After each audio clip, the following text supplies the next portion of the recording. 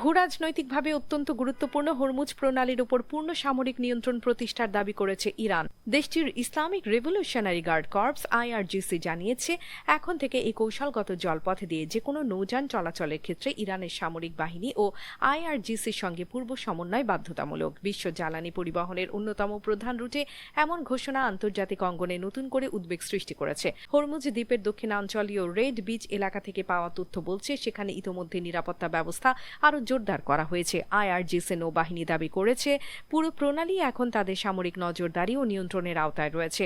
নতুন নির্দেশনায় বলা হয়েছে, প্রতিদ্বন্দ্বী বা শত্রুভাবাপন্ন দেশগুলোর কোনো সামরিক জাহাজকে এই প্রণালী ব্যবহার করতে দেয়া হবে না। তবে বন্ধুভাবাপন্ন দেশগুলোর বাণিজ্যিক ও সাধারণ নৌযান আগের নিয়মেই চলাচল করতে পারবে। সাম্প্রতিক দিনগুলোতে হরমুজ প্রণালী দিয়ে নৌযান চলাচল কিছুটা বেড়েছিল। বিভিন্ন সূত্র জানায়, বিশেষ করে চীনা কোম্পানির প্রায় 30 থেকে 40টি জাহাজ এই পথ অতিক্রম করেছে। তবে আইআরজিসির নতুন অবস্থান জানানোর পর গত 24 ঘন্টায় অন্য কোনো জাহাজ চলাচলের খবর পাওয়া যায়নি। পরিস্থিতি কোন দিকে মোড় নেয় তা এখন গভীরভাবে পর্যবেক্ষণ করছে আন্তর্জাতিক মহল।